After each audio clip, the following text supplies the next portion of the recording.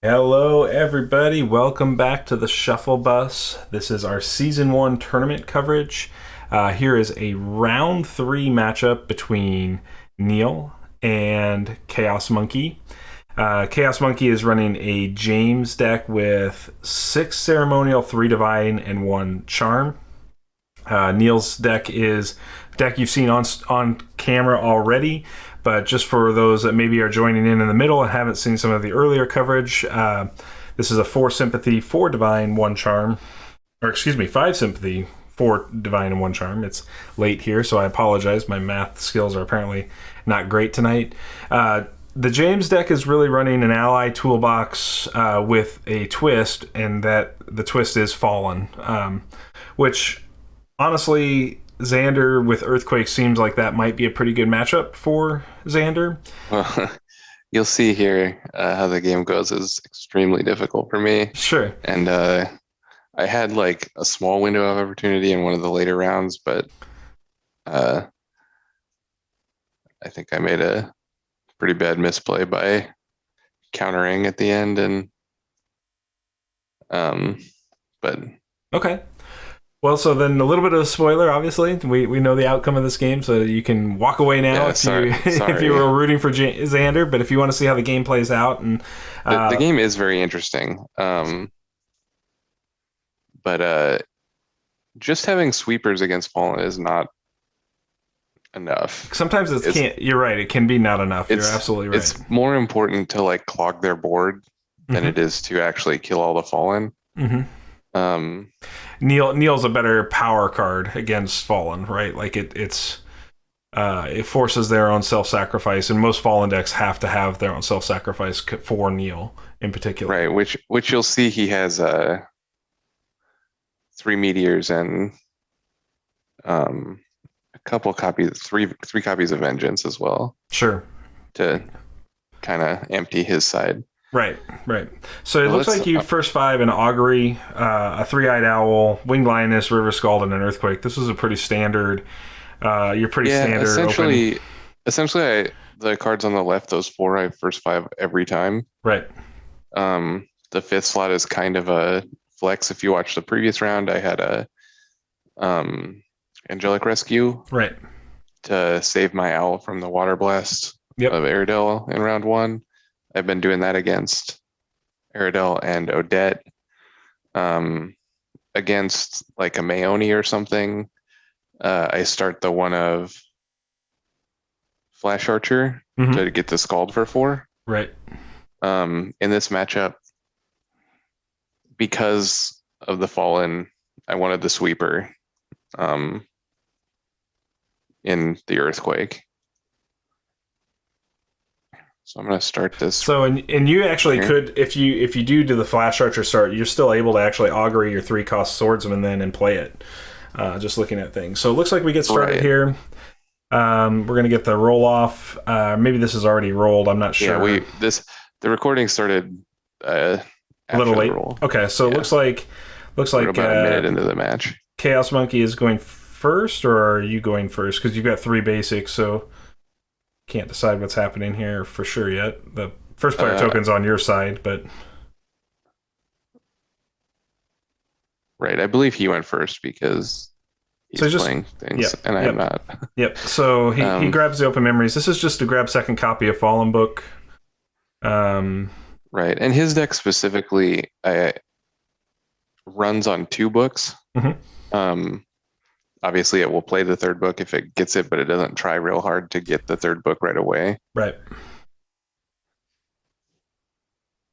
But so he's resolving his open memories. Yep. Gonna do a little meditation. Meditates the Shepherd of the Lost Souls away. Right, which that's probably a pretty good hit for you. Right. Yeah, meditating in his deck is essentially no downside. Yeah. But losing the Shepherd just means that it's one less recursion tool, right? Because James is going to fetch out something this round no matter what. And right, it just because he has so many ceremonial dice, having allies in the discard pile is pretty free. So you drop a 3-eyed owl and threaten a discard, but you still got to meditate for that here this round. Right, and pretty sure that's what I do. Yeah, Yep. there I'm meditating. The Light Swordsman, make an owl. Hmm. This is, just the opening turns of my deck are pretty Pretty standard. So standard stuff, but now you got double fallen book down, so for sure there on the fallen side.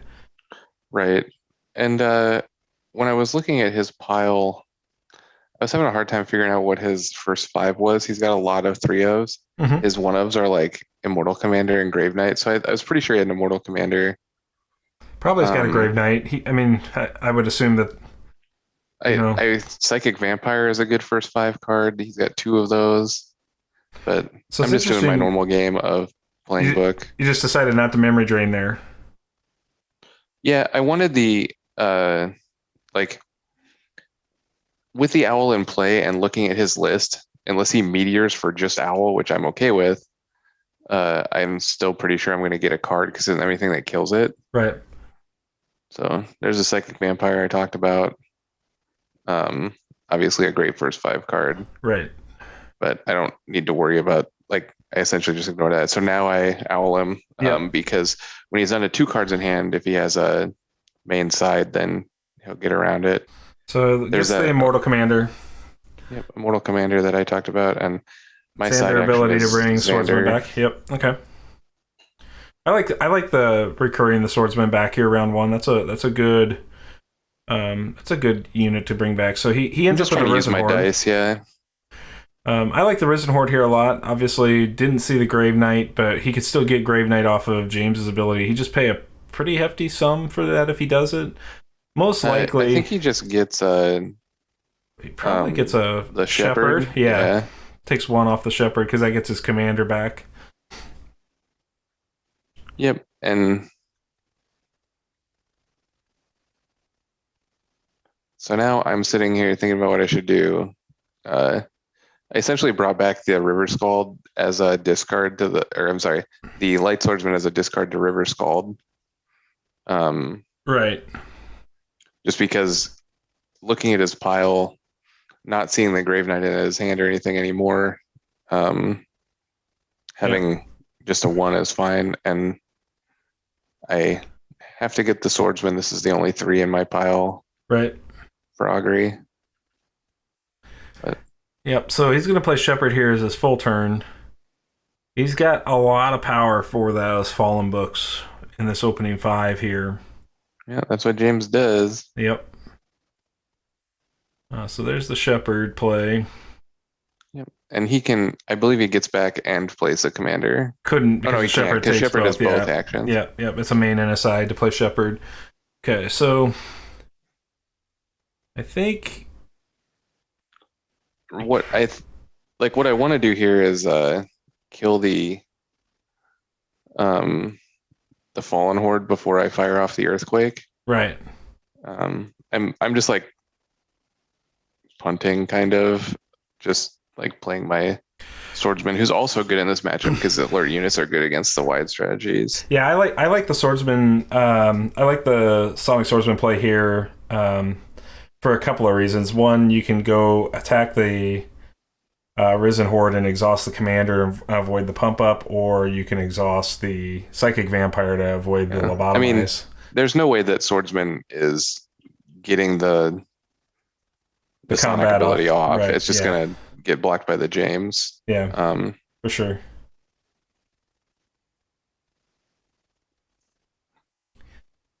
So he's definitely, if you sweep the board, he's definitely able to make 6 fallen here, or 4 fallen. That's not a small number. Right. You can see me just contemplating like how I'm gonna play this out. Yeah, I think he definitely got a Scald into the Risen Horde Did though. he pass? I think he passed. He did pass. Yeah,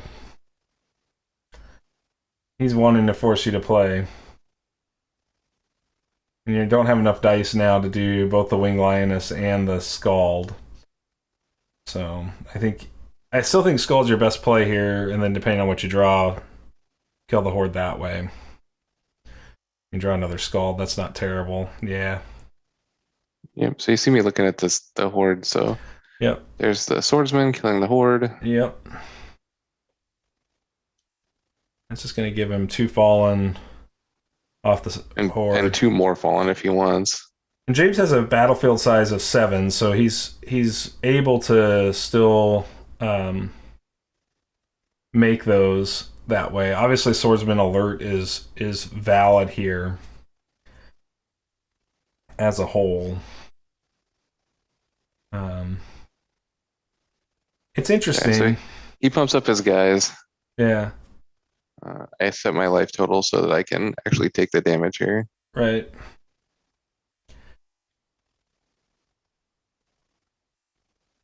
So if you want Skald to survive, you can stand in front of the Shepherd or the Fallen. I don't remember specifically how I do this block, but I mean, I take some damage, obviously.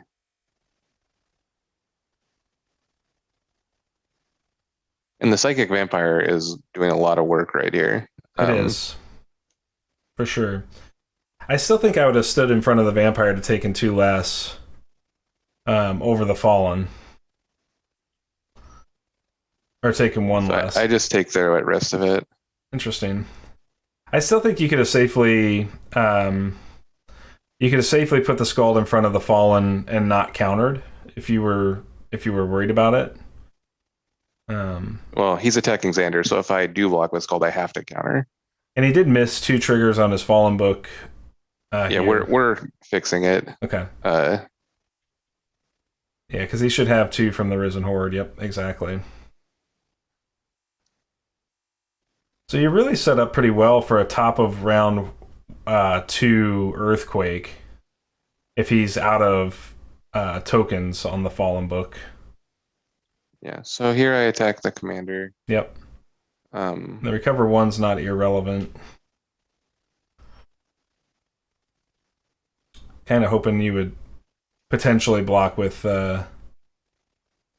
James, I would imagine, but I'm sure he's knows enough not to do that. He's hit you for 7 right out of the gate. That's why I still think. I mean, I guess you'd have to counter because he attacked your PB, so you'd have to attack. Like if you countered with Skald into the Vampire. So his main action was make 2 more 1/1s, which is fine. Yep. Yeah, looking at this now, I don't remember why I attacked Commander. That seems really bad. Yeah, I think I would have. So I pass. He attacks Swordsman with the thing. You can take this one here. I'm totally fine with. Yeah, you can just take this one here and counter, kill the Fallen, and then he's going to send it back to you. And I just pass again. See, I think there at this point, this is what I wanted because he's going to attack the Swordsman with his Fallen. I'm going to block with Xander. Right. And now when he's out of stuff. Well, here's. I mean, it's definitely up to him. I mean, like you can take Swordsman at Immortal Commander, and he's got to tank it with James, or risk a double exhaustion on the Psychic Vampire. Right. If at this juncture, like I'm just waiting for him to run out of dice because I know he still has a ceremonial like regrow. Right. And there's no need for me to attack with Swordsman. Like I've already decided that Swordsman is just doing 3 to James regardless of what I do. Sure. Like I don't have a choice over that. He's just gonna get a Shepherd, get the Rising Horde back. Yeah, he gets that back. He passes. I mean,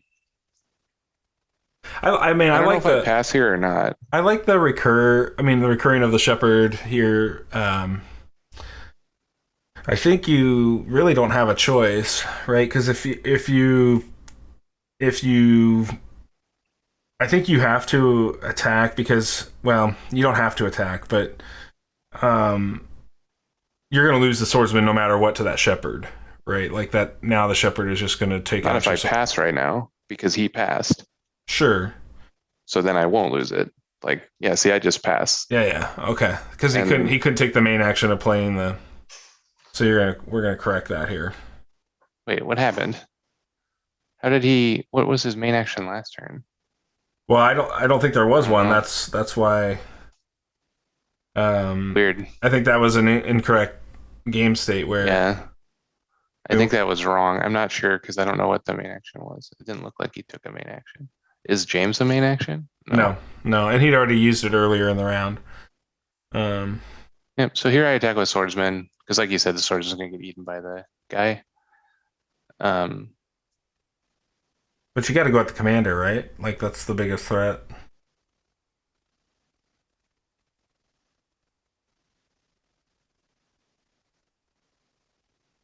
yeah. Yeah. See it like I don't even know what I targeted, but it doesn't matter because, like I said, with the um, Yep. And the thing is I don't think like obviously it's unfortunate that the game state got incorrect there, but well, we don't. I don't know for sure. I don't remember, and I don't have the audio on mhm. for this recording, so I don't know what we said. But yeah, I mean, I've played pretty loose so far anyway, because I'm pretty sure that I attacked that commander thinking that I still had the dice for earthquake Mhm. because I wanted to put the commander at one and then earthquake it away, Mhm. but obviously that was wrong. But I'm going first here. Drawing the Angelic Rescues is not very good against him. No. And double Um, angelic rescue seems really really bad here.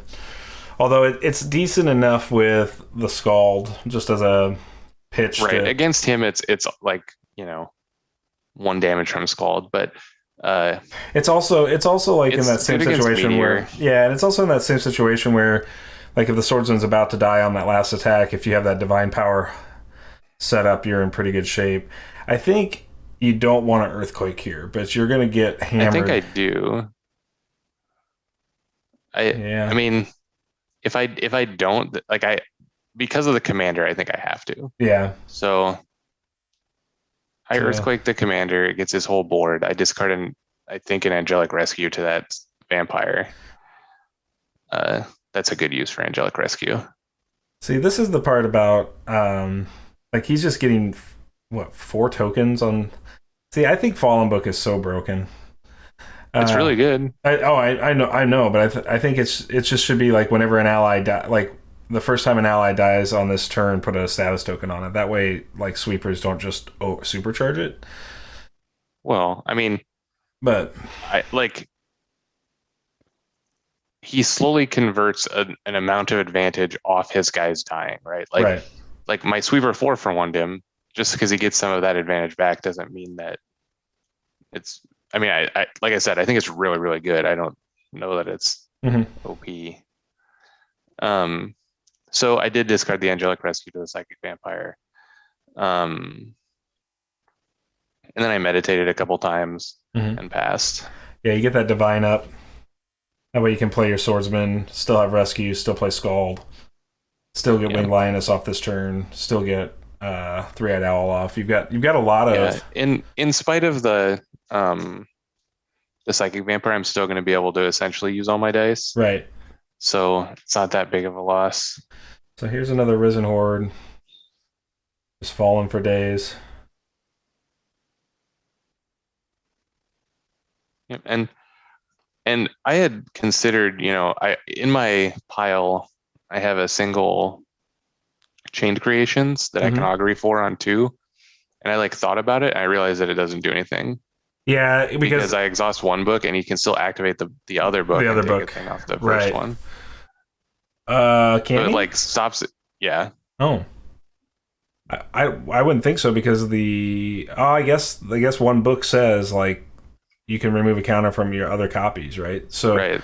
So yeah, it would stop it stops one of the books from charging right, if you do that. See here, I'm reading it just to make sure. yeah, yeah. uh um That's a really interesting interaction. I hadn't considered that with chained. I think that the only thing that fights Fallen Book is Seal, the card Seal, and I don't think Seal is unless Fallen become really prevalent in the meta. I don't think Seal's that valuable right now. So so I'm just looking at his pile and he's got a couple of shepherds just like a vampire in there. The ceremonial power recur shepherd is very strong. correct. Um Yeah. So here we go. I'm gonna think about some stuff. Ultimately, play River Skald, I think. See, I think your best line here is to just play Owl and punt. And the reason why I say that is because, like, you just risk that he's holding dice for 2 Sleeping Widows right now, and you're not really well positioned. And Sonic Swordsman is a good punt too here. I'm not saying that. I mean, Swordsman is a reasonable punt, but I think you have to. I just play Swordsman because it's like a little bit of pressure, and Right. it greatly reduces his ability to make good attacks. You've got an interesting decision on your hands because you can't play. I guess you can still play Owl, Wing Lioness, and I could play Owl, Wing, Skull. Lioness, Scald, and in an emergency, I can play Rescue. Like that's what Rescue does. Like in place of one of those things. Right. Absolutely. Which I think is what ends up happening. So he makes them fall in. Yep. Because that's what he does.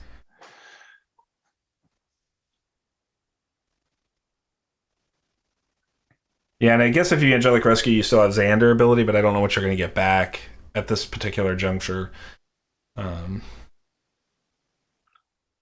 Essentially, anything that I could Xander for is better than like a card I would draw off the top at this point, probably. Yeah. So if I would Xander, it's fine in any mode. Yeah. I still think I'd have probably, before showing the Swordsman, I'd have probably played Owl. Just because the threat of there's owls. Actually nothing he can play that can kill the Swordsman. So the Swordsman just like holds him off. And I don't feel like I'm gonna win this game by owling him to death. Yeah, I mean, So, it's a potential. It's a memory potential pivot, but obviously James has got a wider battlefield than Xander does, so it would turn into a race. Well, it's like I'm racing to deck him while he's racing to kill me, and that's a race the decking deck is never going to win. Yeah, maybe. Like, I don't have like ancestral armies or something to make a million blockers. Like, he's just going to kill me if I try to do that. Drops the final cry. That makes sense. Sure, it didn't really matter what he discarded. Mm-hmm. I'm sure he discarded the worst card in his hand. See, I almost wonder if the Skald's a trap here. Well, maybe not in the Grave. Like, maybe if Grave Knight's a thing, it's not. Yeah, so now I immediately look at my pile and see if I can get something with Xander to Scald the Grave Knight. Unfortunately, you do have a Swordsman in there, so you can. Right. So if I activate Xander, play Scald, I can kill the Grave Knight. Right. Which takes me off of one of the summons, but takes you off the Lioness, yeah. But I still feel pretty good about like. Well, so you didn't do that. You're just gonna draw, like, try to hard. Oh, jeez. Sometimes you get lucky, man. I think that I think that my line there was, yes, I could guarantee it, but just because I have the Augury up still, even if I just like discard the Rescue to kill the Risen Horde, the following turn I can activate Augury and Earthquake the Grave Knight. That makes sense since I drew the Flash Archer, like the Flash Archer is only in the deck to discard to Scald. So yeah, so this is gonna take him off the Sleeping Widows play, because I was thinking he was holding two Ceremonial for Sleeping Widows, but actually the fact that he let the Grave Knight go without making Sleeping Widows off of it tells me that he didn't have the Widows anyway. I mean, making 4 Fallen is better than making 2 Widows. Agreed. Like, yeah. So that's just what he's doing. So I send the Scald into the Risen Horde. This is a good play because he doesn't have enough. He'll have enough for the Fallen, but he'll devalue his book activation. Did he counter? Your Scald should have had no damage on it. Where did the Skull get damage? Oh, you Earthquaked. Because I had Earthquaked at top round. That's right. Yep, makes sense. Yeah. So again, my thinking here is that I have the the Augury or the Meteor in the bank. Right. Meteor would be worse for you here because it would kill all of your units. So Earthquake is definitely better overall. He's just going to attack face. So we had a weird thing where like he wanted to attack with 5 guys, but he left the other one face down for some reason Okay. and didn't even realize it was in play. And I had to correct him afterward, like a couple rounds from now or turns from now, just because I thought there were supposed to be more in play than there were. Yeah, see, I'm hovering over it. Right. I think you're supposed to take one more, then go to 8. But he just didn't attack with it. Okay, so he's He's got gonna he's got exhaust two. those 3, and He's got 2 up still. Then yeah, okay. because I didn't block with Scald, so What this does is it guarantees his next activation. He's got all 7 fallen on board, um, which is kind of what you want. He's threatening a meteor, is what he's threatening with that swordsman, but you have a rescue as well. So yeah, the which I think I do play. I think he does Meteor, and then it just wrecks him because you can let the first damage of Meteor happen, mm-hmm. and then rescue the second one, and it heals the first one. Correct. Yep. Yeah. Yeah, it's a big counter. Rescue's really good against Meteor for sure. I think it's a very good card. It's just like poor man's Golden Veil. Yeah. Well, it's a non-charm I make Golden an owl. Veil. Yep, owls there. And Golden Veil doesn't stop a Meteor, so Angelic is actually better against sweepers like Meteor. Right, sure. It has some of its own abilities. It has a lot of overlap though. Mm-hmm. So I'm deciding if I want to Xander anything. Can't imagine. Well, the only reason is because, like I said, if I'm going to rescue, because like this looks like a meteor to me, Mm-hmm. I'm going to have that dice left over, and drawing River Skald off Xander is better than drawing a card for my 5-card hand next round. Yeah. Yep, here's going to be the 3-point Meteor for sure. Yep. Because that's going to try to kill this swordsman, so... Right, so I let the first damage go. I rescue the secondary 2 damage that it does. Right. And it kills everything else on your board. Right. And I mean, this is still a good meteor for him. Absolutely. Because he's got plenty of fallen to make to refill. And this is the juncture where I realized that like I've essentially been on the wrong plan the entire game. Okay. Because the sweepers just aren't good enough. Like he's playing sweepers because that's what he wants to do. He wants to like get his guys in there, right, and then make more guys, kill the board to refill, right. So you'll notice that this round I don't augury. Okay. Because like I said, the whole plan this round was I was going to augury for one of the sweepers, but I realized that I need to augury for Neil. Mm-hmm. But doing it now is bad because you telegraph it. Yeah, and I won't play it till next round anyway. Right. So, like I said, I Xander the Skald back because that's better than a regular card, and then I attack him with the Swordsman. Yep. Because he can make 2 fallen, but that's not going to kill my Swordsman. Right, and he'll just do 2 to your face and take you to 7 instead. Right, and I don't think passing for the possible block is worth it there. Like no, because he could just I just pass want to trade out. the 3 damage for 2 damage. Right. I think that's a fine play. And so then I pass. He attacks me for 2. I pass back. Yep. He passes. So now he's going to go first. Yep. And I have it in my head now that I'm going to try to like get his board full and kneel him. Mm-hmm. So that's like what I try to set up this round to happen. And you'll notice that like I counter 1 too many times. I think this is where the thing is. So I just raw dog the kneel. Yeah, well that's ideal, right? I mean, because it's fine. We're getting to a point where like I guess I know I still have some earthquakes left, but like the augury is much worse when you're just using it to draw a random card essentially, like when there's only one thing left in your pile to get. Well, you got another Skald you can pick up here. Okay, so he plays third Fallen Book, which is obviously good, but doesn't change the state of the game very much. Right.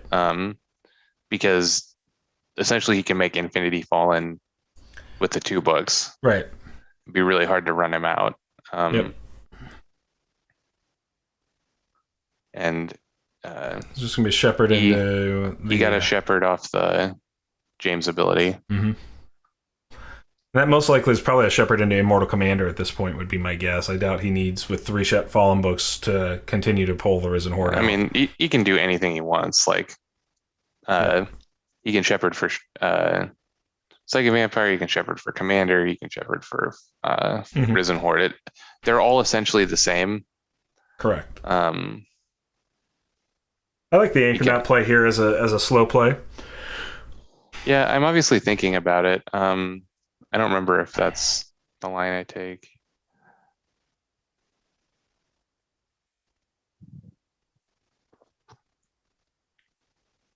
The good news about the Anchornaut is it does work as a pretty good blocker against Fallen. Yeah, I mean it just like kills one and blocks later. It's not great, but it's not bad. It's a good like, all right, you go now kind of play. Mm-hmm.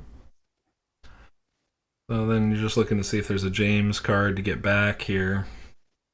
That's me looking at my own discard pile. Yeah. So the Fire Archer. Now you're starting to get on the plan where he's just going to burn you to death. Right. Which if his plan is to finish me with Fire Archer ceremonial power, like he's either going to be able to do it or he's not. There's nothing I can do about that. And he's telegraphing with the meditate on the divine die, the Immortal Commander play, whether it's going to be a hard cast or whether it's so you give up the Neil here to play Owl. Right, which I don't think is correct. Yeah, I don't think so either.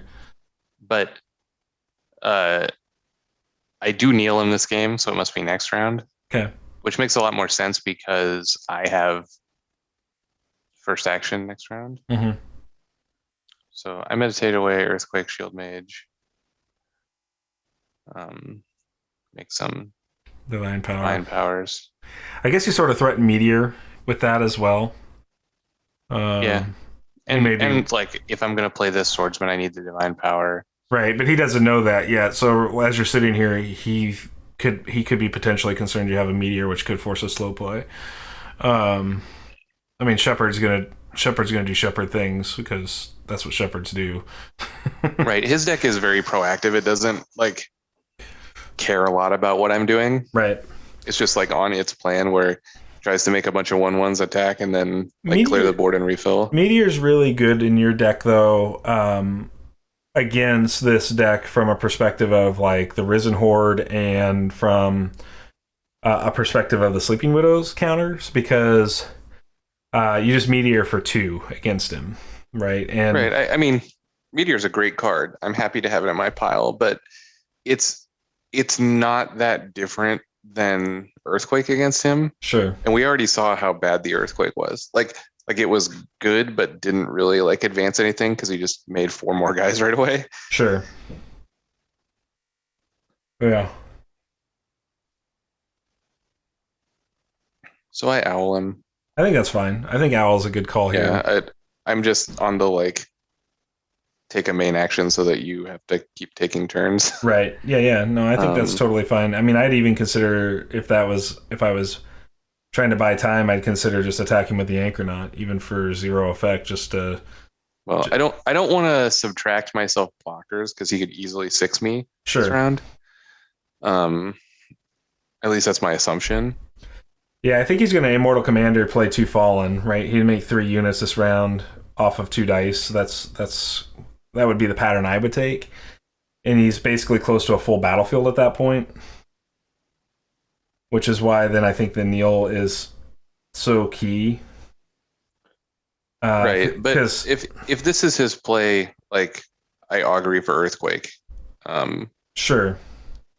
And it's essentially a Meteor. Yeah. But you're right. That's what he does. It's very easy to like this is a good play for him. It puts a ton of pressure on me. Right. Yep. Um,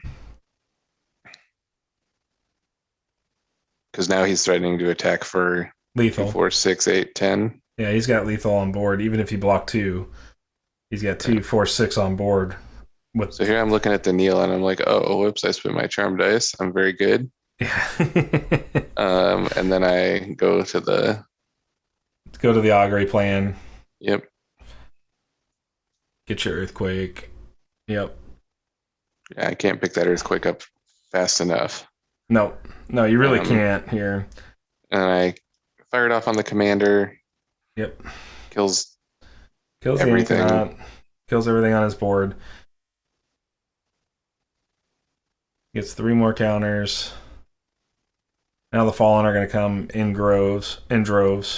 Yeah, it's like I said, it's not that many more fallen than he was already able to make. Right. So like there's a weird sweet spot where you need to care about the counters on fallen, where like if there's no counters on fallen, it's okay to put a couple on because like you know it's gonna happen. When it's like when there's like 1 on each, then you Right. need to be worried because like the next ally you kill or refill. But once there's a jillion, like who cares? Like he's essentially got enough to make the board full every round whenever Correct. he wants. So that's just what they do. So I think your best line still here is another swordsman against fallen boards.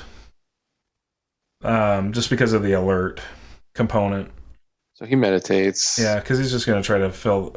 He's going to spend another die to do that. Yeah, he just wanted those ceremonial powers, either for recursion or just for making more fallen. Yeah. Yeah, here comes the swordsman. Yep. Yeah. I like the swordsman here. I think the side action heal is good too, just to take away. You know, he's going to have 6 fallen here, and you're going to have 2 blockers, so it just Right. puts you The heal precariously is close with a flash archer. the heal or fire is archer. just like good against the fire archer type strategy. Right. And what had happened if you don't heal there is he's going to make 3 more fallen on this turn, and then he's going to meditate that last die because he's going to do the quick math and realize that he's got 6 units to your 2. He's going to deal 4. You're at 5, and then next turn he just brings back the fire archer in the bin and KOs you. So, so this way you're still only taking 4. You're still you buy another round of time. So he sends the squad. Yeah. Yeah, I think you definitely have to just alert block here. Take 1.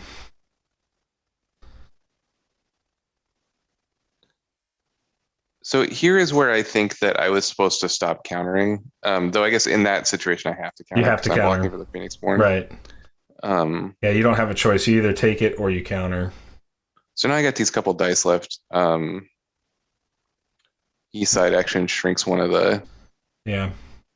No, he doesn't. I don't know what happened there. Whatever. You make a lioness. Yeah.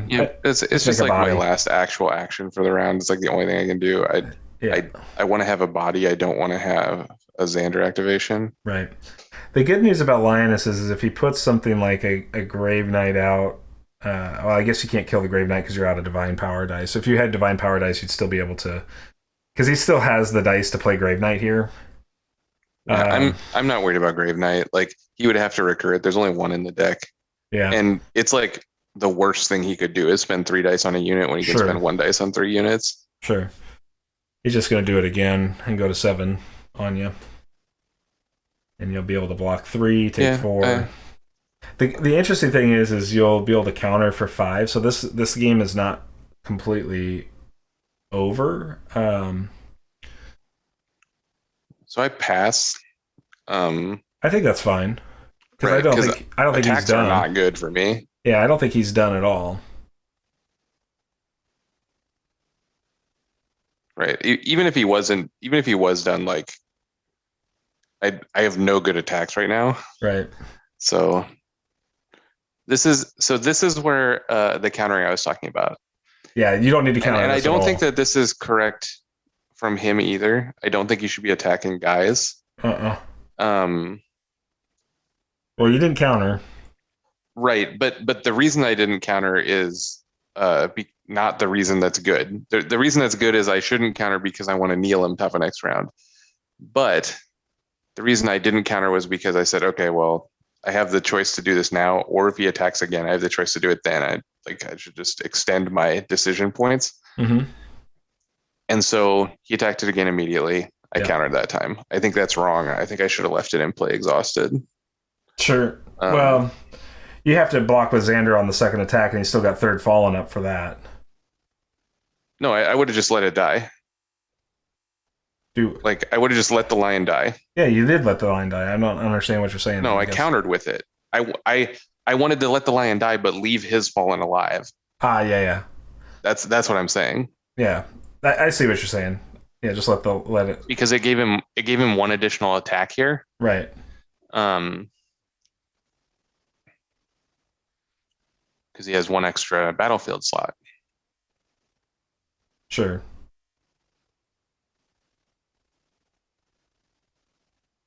I see what you're saying. Yeah, you just let the lion get killed by the fallen and call it a day.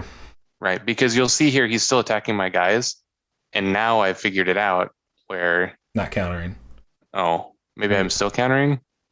Oh, No, okay. He just assumed I was countering. I told him I wasn't. Yeah. So you're gonna lose a swordsman here.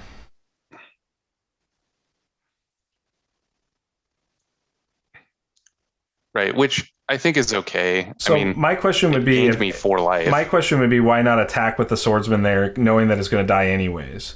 Like, he's committed to killing the swordsman at that point, so you might as well attack with the swordsman and put 3 damage on the James. Because he's still going to commit himself to kill that swordsman. He's not going to leave that swordsman up. You know what I'm saying? So instead of just passing it back to him, like at that particular juncture, if he decided to go off the plan, I'm not sure he attacked swordsman if I attack with it. Why not? Because he is so close to killing me. He'd do 2 if that's all he'd get left is 2 damage. I mean, I guess technically he can go to 3 if he wants to meditate. And also, me attacking James is the same as him attacking my guy, except I use an action and he doesn't, because he can block, and it does the same thing, which is kill my swordsman. So I make him use his main action to attack my swordsman instead of me using my main action. Yeah, but if he blocks with it's the same. But if he blocks with if he blocks with a fallen, you just get to exhaust another fallen, I guess. So I mean, it's sort of taking away a damage point in the next round. I don't know. I mean, that might be a good point. The actual Sonic ability might have come into play there. Right. I just think you were going to lose it anyway, so you might as well try to get some value from it. I mean, some value is better than no value, is what I was getting at in that. Well, it definitely had a ton of value. Sure. Anyway, maybe it could have had a little more, but.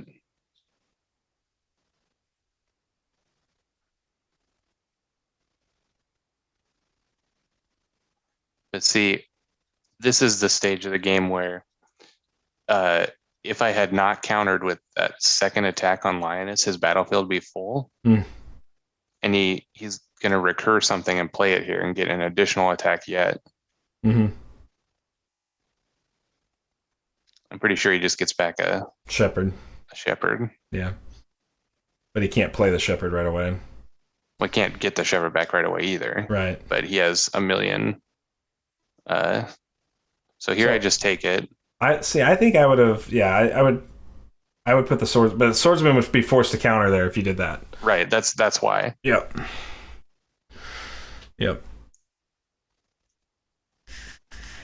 It's just an interesting state of affairs. I think. Right. I'm behind by 1,000 miles, and I do think that if I had figured this plan out a round earlier, or even a couple of turns earlier than I did, yeah, I had a shot at finishing the game. So I attack him for 3 with this one, once his guys are all tapped. Because I see that he has the ability to make another guy. But I want to get in my 3 damage here. Right. And I had decided the difference between me being at 5 and me being at 4 was not great. different No. because he only had his final cries are all in the bin, and he can't Meteor this round anymore Right. to get in for a ton. Yeah. Yeah. So I think there's a couple of units that I really like as counter to Fallen. One is the Beast Tamer. The Tame 1 is not irrelevant against Fallen and the alert on it. The Fallen are still going to get to do damage, but the Tamer just has the nice ability of not taking any damage and being able to just sit there and tank over and over and over and over again. I think it's a really solid unit if you're in Charm for that kind of interaction. It's about the only real Charm ally, right? Like, yeah, no, I mean, like, I'd argue Essence Druid is still a real ally. It just doesn't have the yeah, alert but that's on not a it. Charm ally. It's a Charm and a Sympathy ally. Sure. Like, sure. If you're just talking pure Charm, yeah, absolutely. Right. But if you're talking allies that require Charm dice to play, I think that right. Like, you can splash an Essence Druid. Yeah. You can't splash or you wouldn't splash a. No, you'd probably have to at least go 3 dice deep on Charm. But I mean, there are some other values in 3 dice deep Charm too. Like Redirect is a card that's real against a lot of threats in the game. This is interesting. I mean, you're just going to top around Neil here, and then you can rally the troops and get your swordsman back, right? So, I don't think I play Rally the Troops, but I do. I have to meditate first, but yeah. See, I mean, the rally is not irrelevant here to get a refresh swordsman if his board is clogged. The issue you run into is if he's got Meteor as a counterplay. But if he Meteors now to clear his board, he can make 4 Fallen. He doesn't have lethal with 4 Fallen. Although he could probably Meteor and react with Widows. So here you'll see where that one additional battlefield slot for him is super important. Sure. Because he didn't roll real good either. So his turns are not going to be action efficient. Like, I know he has the Shepherd, but the Shepherd is not action efficient. Right. If he plays Shepherd, he clogs his battlefield unless he's going to, wipe it out in some way. Because see, like, you can play Anchornaught into whatever he plays as long as it's not a big health unit. Right. And it's just essentially like, I'm never going to get ahead where he's always going to have a blocker. Yeah, I mean, it's...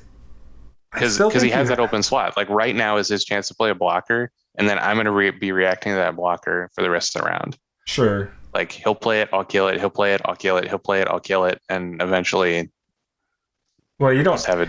I wouldn't probably be so proactive about killing the thing. I guess I would let him play it and just set up the blocker, and then I would most likely, in my opinion, is most likely rally back the swordsman. Like, I just put units on board right now. He doesn't have any ping damage, so like your swordsman is just a cheap, free, essentially side action play right now. Right. I mean, I'm trying to figure out how I'm going to get through for 6 damage. Right. But here's I need to make a 2/2. I need to play swordsman and attack. And so the way you do that is if he doesn't have units in hand, like, I don't know what his discard pile looks like, and that's what I'd be looking at with Ceremonial up, he essentially has units in hand at all times.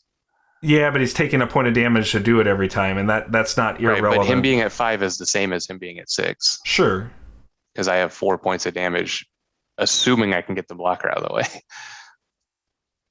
Well, you could just overwhelm the blocker too, is what I'm getting at, right? Like, he only can make 1 blocker. If you never kill that blocker, like, you now overwhelm a 1 blocker. So, like, if you can put out, Skald, Swordsman, Xander ability, put out another unit, like, you have lethal at that point, right? He has to block which is exactly my plan. Sure. But, like, all that has to happen, and he has to do nothing. That's the kicker. Yeah, but what's he going to do now? I mean, his battlefield's full, so unless he's got a Meteor, Like, I definitely wouldn't shoot anything here. I don't know if you do, but I don't know if I do either.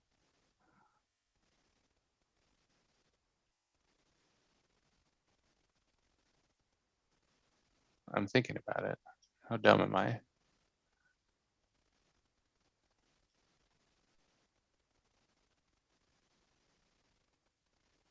you definitely don't use the Anchornaut here. Well, my main action was Scald. I'm seeing what How many swordsmen do you have in the deck? the Sonics Yeah, or light the light swordsman. Sword 3. There's Yeah. one in the discard pile. I could get it right now if I wanted. Because you have the ability. You actually have 3 6 dice. Yeah, so you can't play 2 swordsmans. You just So give I up on the meditate Augury. Yeah, because I had looked and seen that all my 1-drops were gone. yeah, There's the Meteor. So you see me just trying to set up for the double Light Swordsman, right, because I know that I have it off the Xander, right. and obviously I didn't shoot with the Scald. So I still think Rally bringing the Sonic Swordsman back and recasting the Sonic Swordsman is better for you. I just wouldn't have enough dice to do anything then. Because instead of spending like I'm spending 4 dice to make a 3/4 instead of spending a couple dice to make a now you're definitely dead. Vengeance just kills you. right. So this is what I'm talking about. Where if last round I had not countered with uh the thing, Mm-hmm. he wouldn't have that blocker. Or is he attacking me? Yeah, So now he doesn't have the blocker at all. right. But he's made room on his battlefield for another unit. See, with the single die vengeance. So Right. So I'm probably dead. And I think I told him this in the game, like I'm dead to vengeance at any time in the round, like any time he plays it. Because I won't get through. But it's also very possible that like I lost this game because I didn't attack with that swordsman last round. I just think that like if you had 3, so like right now as the board sits, if you'd have done well, 3 with dead. Right, because you just divine power the Skald and kill Right. him. You'll see me go through the motions here where I attack him for 4 and put him at 2. You can't say that I 100% win if I make that attack with swordsman last turn because it might have altered his plays in the like many turns we've taken since then. But it would have been damage that I could have gotten. So I attack him before. See, I think I would have probably gotten another River Skald. Plays that guy, whatever. Yeah. And the reason why I'd have gotten another River Skald is because you had the meditate power to do it, and you had the dice to do it. Like you're just sitting on 3 sympathy and a handful of divine right now. How is River Skald different than Light Swordsman though? It's not, other than you have 3 divine. You have 3 sympathy dice up right now, and then you have no cards to play with sympathy dice that are going to win you the game. Well, I don't think the Skald wins me the game either. I'm not trying to use a Skald for an ability. I'm trying to just make another 2/2 body with the dice you have available. So I fire off this, I think, just to gain some life, I guess. Yeah, I think that's fine because you're in final cry range. So you said the final cries were burned out, but see, I just don't think that this is good for you.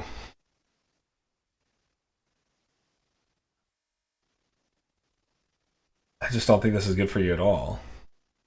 I guess you kill your owl. Okay, I mean, sure. Oh, I decide not to kill my owl. I wanted to just play it as a blocker. Sure. Um, I think if he attacks you, though, that's like the ideal scenario for you, right? Because Light Swordsman Skald wins you the game. which I still have. Mm-hmm. Like, I was going to have this extraneous dice anyway, and I needed to make a main action so he didn't pass. Yeah. So, because rally is a side action. Right. And obviously I will have to meditate to play Scald. So playing the Anchornaut was actually forced because if he just passes, he has top of next round and he's going to untap with 10 guys. Oh yeah, no, you can't go into another round. This is the end of the game. So yeah, playing the Anchornaut like just had to happen. Yeah. You can also just win off. Well, no, because you can't win off of the Wing Lioness and Skald. The Wing Lioness costs you too much because of the divine die cost on it. You can't I just don't have 4 dice. Like, Right. Well, my issue with the Xander spin for the Light Swordsman is you don't have the ability to play both Light Swordsmans after playing the rally. So if you were planning to play the rally, then I think I wasn't planning to play the rally. Yeah. I just like we got to a juncture where like I needed him to just essentially misplay by not playing a guy for some reason, sure. and that never happened. Yeah. No, that's definitely not going to Like happen. the this round played out exactly like it should, assuming that I countered that one fallen the round before with the lion. And So he passes back to you. Yeah, this is where I just make a I'm skull. I'm meditating to make the Skald. Just discard cards I'm never going to play. Right. Because I know it can't go another round. I draw a card. Chain Creations. Not going to help, but that's okay. All right. So now he's got to kill you here or you win the game. No. Oh, yeah, because he's still got a blocker. Yeah, he's got This a blocker. is what I'm talking about. Like, he's had a blocker the entire time. And it's just that one battlefield slot that if I had left clogged. See, this is, I guess,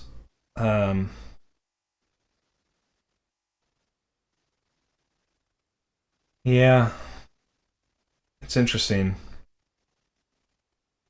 I do think it probably did go back to the last round, at least not trying to use the second swordsman to some value, even if it didn't do anything, it did something. But if he had blocked it, it would not have changed this round. And in fact, him blocking it would have been terrible for me because that would have been an additional battlefield slot open for him. Yeah. Yeah. Like I think that not attacking was correct because I just didn't want to kill Fallen at that point, and he had the option to let one die. Yeah. But the game would have been drastically different if I had. So what would be? I mean, I don't know what. I mean, obviously your deck doesn't have any outs. Is there any outs in the game that exist for this scenario? For this specific scenario? Yeah, I mean, like side action. Is there some? I don't know. Like I mean, I guess if you're playing natural, divine like, dice, no, but like if you had natural, you could then ping the fire archer to open the board and attack. But that doesn't kill him either. It does if you just like if you had the ability to, like you said, slow play and just like play another Anchornauts, side action, meditate, like that kind of play, like where you can just overwhelm the ally board. Yeah. From this state, I'm dead. If you want to talk about things that beat Fallen, like playing like this beats Fallen, like just letting them fill the board and not like. Well, you still have to have a kneel. I mean, you can't just let the Fallen just attack you with 7 Fallen either. I don't think you're going to race 7 Fallen. Right, unless you're some kind of like fast aggro deck too. Sure. Then you maybe can like. Maybe. I think a lot of the aggro decks put out as much damage as the Fallen deck, as long as you can deal with Commander. Yeah. Which like is not hard to do. No. So the way I handled Fallen in my Odette list was just essentially the Hound turns it into you spent 1 dice to make 1 unit, because I killed 2 of them. So it turns the efficiency down, but it's still a really tough fight to get out from behind, and it does turn into me playing 2 Fallen rounds. Book is like the 3rd best card in the game. Yeah. I think it's really good. I'm pretty sure that I've conceded him at this point. Like we're just talking it out. Mm-hmm. Because essentially like my play here is I play Swordsman mm-hmm. and I attack him and he's forced to block. Or he'll die. Mm-hmm. And then he has to do some additional work to kill me, but it's not very much work because he could just like pass and then I would pass and then he would attack me with 7 guys. But you have 4 up, so you'd only take 3. Yeah, and then what do I do?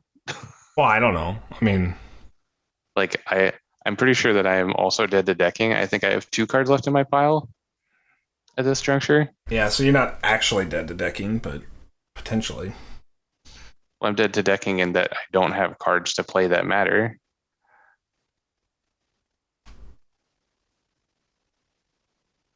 And this just goes back to like what I was talking about in one of our streams a while back, was just that I don't think that I think you can win with pure like creature damage, but Well, at the end of the day, like having that reach of, because he would have taken 2 here, having that reach of like how do you do that last couple points of damage, sympathy pains, final cries, molten golds, all of those kinds of cards are the kind of thing that you kind of have to have, I think. I just don't.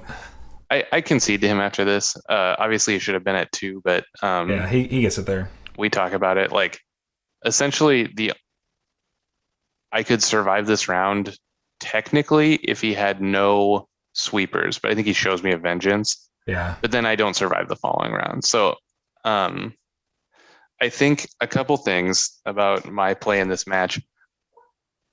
I think I should have been on the Neil plan from the beginning, not on the sweeper plan. Like that was obviously the best thing I did all game. I shouldn't have countered with that lion, but it probably shouldn't have come to that because I think that if he had just attacked me with his remaining fallen on the last round, I'd be dead 100%. Because in order to block, I would have to counter. He would refill this round and just crush me. Yeah. So. Yeah. No, that's how true. my round 3 went. He's still playing around with his dice. There's the vengeance. Yeah, whatever.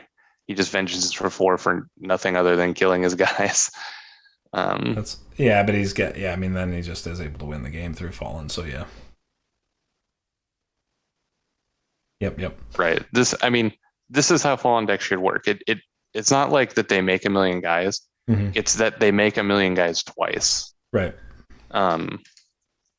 Or 3 times or 4 times or whatever. So well, twice in a round is the and it's very difficult to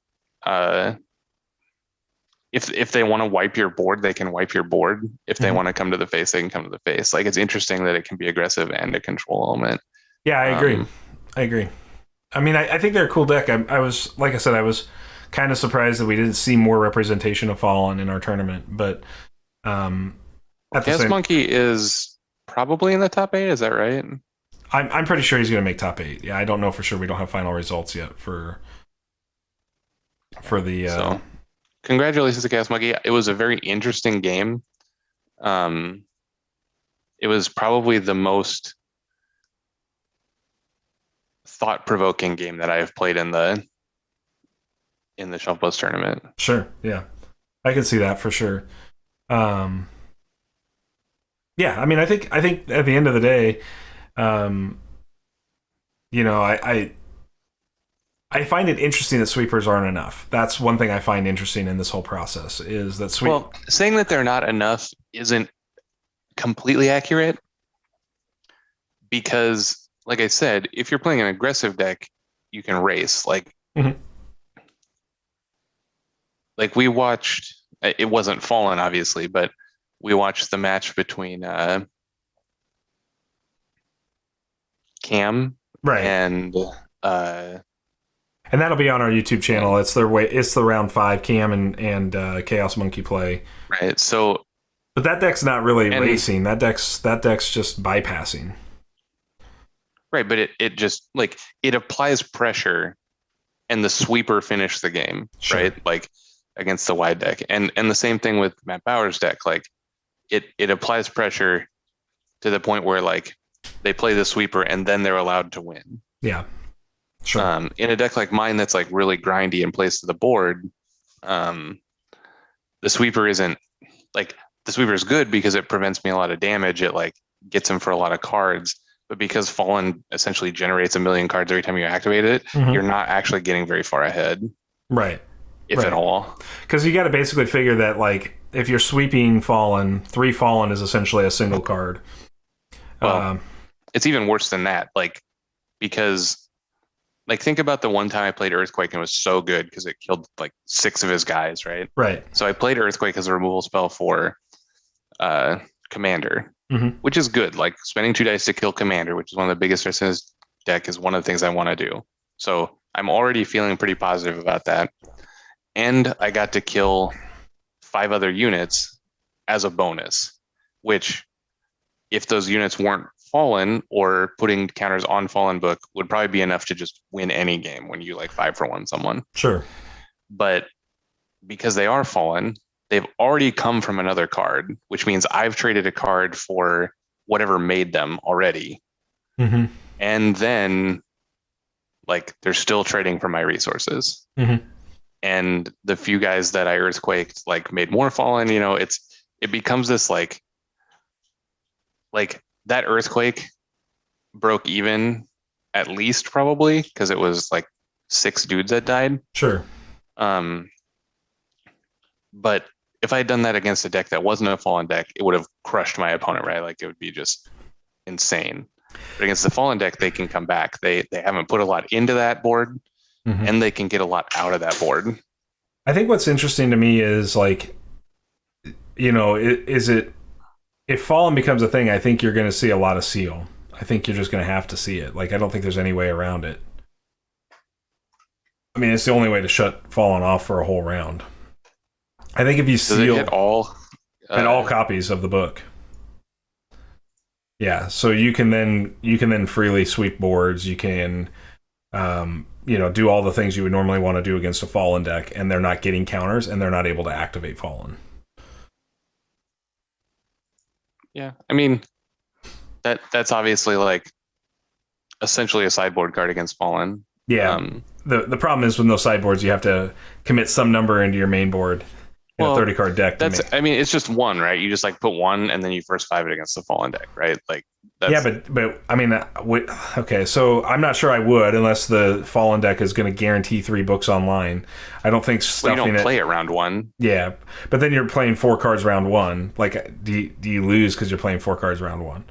I don't think so. I like that being the only card. Like if that really is the only card that's good against them, you should just use your free demonic tutor to get it and play it at the best time of the game you can. Sure. It does. Like, it does sort of my first 5. Like, yeah. Like my first 5, I didn't play all 5 cards against this deck. Sure. I guess I'm just. I mean, obviously, play testing would be necessary. I think it's interesting because it's not just round 1. Is it good or bad? It's also, is it good or bad in round 2 yet? Right? Like, is it going to give you big value in round 2? So, but yeah, no. I mean, this was a really interesting matchup, and obviously, it was very close. I think that there are decision points that could have occurred on your side that would have potentially changed the outcome into potentially a win for you. But obviously, by the end, they're just facing double vengeance. You're pretty much SOL. Because right. I mean, any blocker was good enough to beat me. Like, just because we knew I was dead the following round. So if I didn't kill him that round, which I only had 6 power worth of guys essentially to attack with, like, he made enough blockers that killed me. Like, that's fine. It was the previous turn. Like, the only thing in the game that I saw that could have won me the game was the not countering with Lion the previous round. Yeah. And if Chaosmonkee had just come at the Phoenixborn instead of like slowly pinging off my guys, I think he would have just killed me. Possibly. Yeah, because I think he had 4 attacks there and you were at 6, so to put you at 2. Yeah, even if it takes me to like 5 or whatever, like even if I block some or take some or whatever, he just gets to untap the following round, get kneeled or whatever, but like he'll have gotten most likely some of his dudes killed by me having to block. Right. Yeah, it's a tricky thing. I mean, I think one of the things the fallen player does risk is opening themselves up to like an attack where they commit a big attack to try to draw out the blockers, and then if you choose not to block, you can open yourself up for an equally big counter swing. And alert units are really good at it. But again, I think even if you would have gone one more, I I don't know how the dice makeup would work. I know you prefer consistency, but I think even if you'd gone one more charm or two more charm in this deck somewhere, you would have probably been able to play things like redirects or and or Beast Tamer, and whether or not Beast Tamer is good against I don't like multiple. either of those cards. Well, Okay. I don't like Beast Tamer very much at all. I think it's Beast fine Tamer's if you're really playing good. heavy charm. It's like the only guy you can play, but that's like the reason I like it because it's the only one. I think it's. I think you're probably undervaluing it just a smidge, but it's fair. I think Tame 1 is a really powerful. It's not awful. Yeah, I think It's Tame just 1's like really not powerful. exciting. Sure. It's just a good wall unit. It's a defensive unit. Like my 2 dice units are all better than it, right? I have Skald and Lion. I think you play it alongside those things. I don't think it has to be inclusive or exclusive to one or the other. I think you play. Well, but you only have so many dice every round. Sure. And like most of the time, I'm playing Skald and Lion and one other unit, and that one other unit is a swordsman, which I would always much rather have than that guy. Sure. I don't think that card's very good. I think it's fine. Okay. I think that it's outclassed by a lot of the other cheap units. I will in colors that are better. I'll challenge you to go watch the Team Covenant stream from a couple of weeks ago where Steven just won on the back of a root armored Beast Tamer. Like his opponent could not get through to his Phoenixborn with a root armored Beast Tamer. Just couldn't. That unless he's playing like a real deck list, that is meaningless. Right. No, I mean, I think that Steven's deck was even on the bad side like of just root armored Phoenixborn. Root armored guy dies to what, like, I guess just the removal spells because it's 4 life and armor 1. Yep. 4 life, armored 1, tame 1. I mean, it's a big deal. We'll have commentary for my round 5 match where I play against root armored snake and kill it easily with the cards in my deck that have no removal spells. Like, I think that like I said, I think the card's fine. If I was playing heavy charm, it's obviously the unit you play as like an attacker. It's the only one they have. Well, I don't think it's intended to be an attacker at all. I think it's just intended to be a defensive unit for you. Like, I think you play that as a defensive wall, and then you do all the other things that you would want to do from an offense perspective. I mean, like what your deck is doing from an offense perspective is what you want to be doing. I don't know. It may be. I just have been really impressed with that card. The more and more that I've played against it, and the more that I've played with it, it forces direct removal. It forces your opponent to spend dice to get rid of it, and it's because it's a 2 dice ally. There's very few cards that trade favorably with it, right? Like, I mean, if you. Right, it just gets crushed by River Skald, though, right? Like, no, because sure, but every unit. I mean, by that argument, every single knight gets crushed by River Skald, right? Like we does. So, but you're still playing knights, right? By that argument, which have a lot better text than. I don't agree. It's a different thing. Different deck position is all I'm saying. They're doing different things. One is an aggressive and one is a more defensive sort of unit. But again, for 2 dice, I think it's a completely acceptable.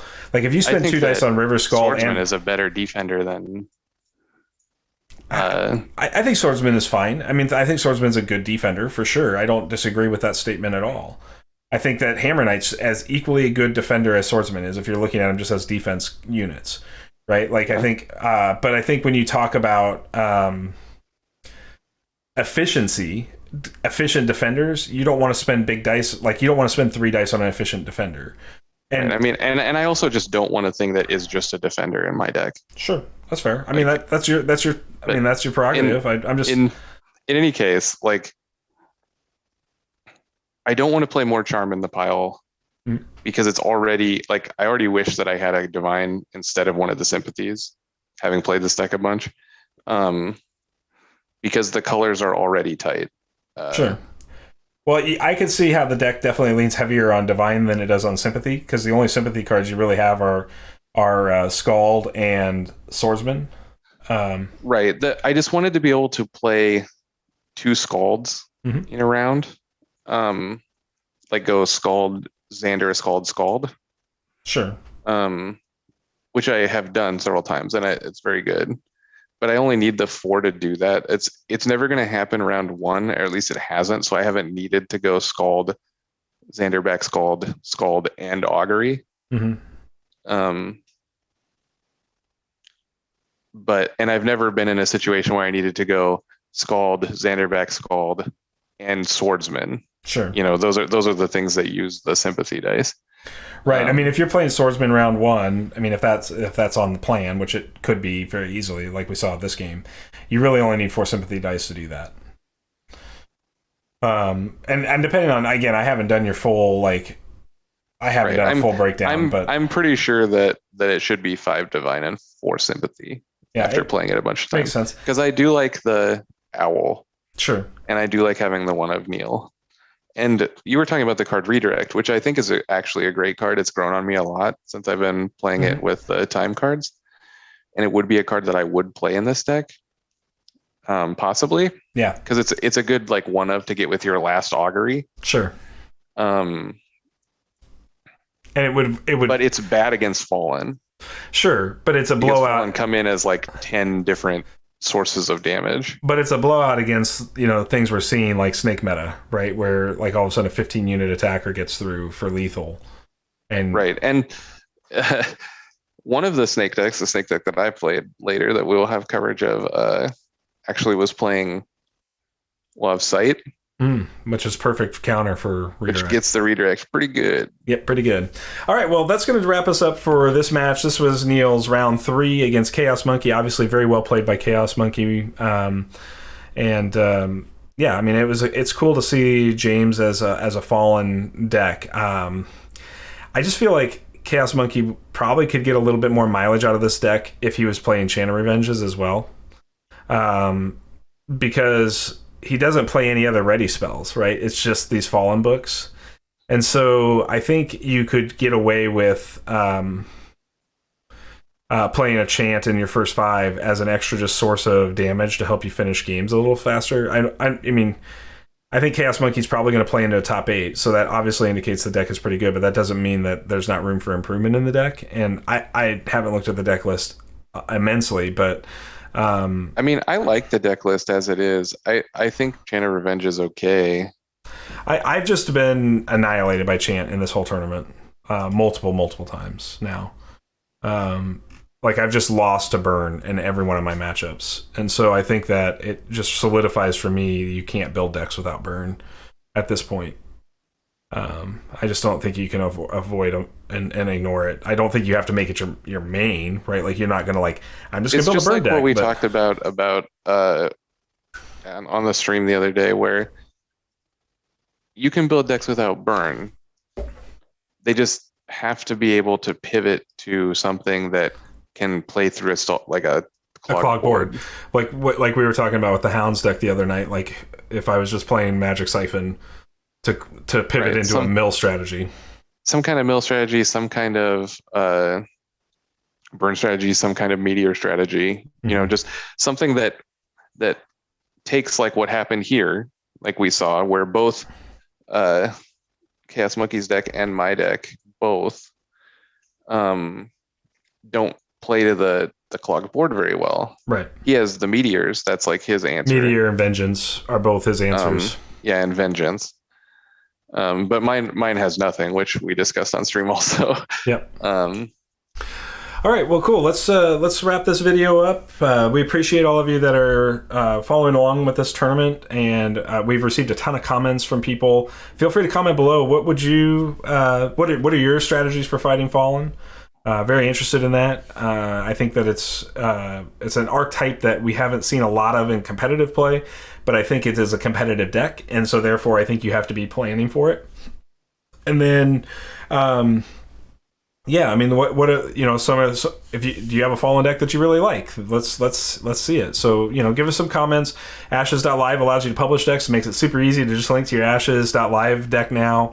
Right in our comments, so feel free to drop those deck lists in. We'll take a peek at them. I respond to everybody that comments, so if I don't get to you right away, just know I will get back to you at some point.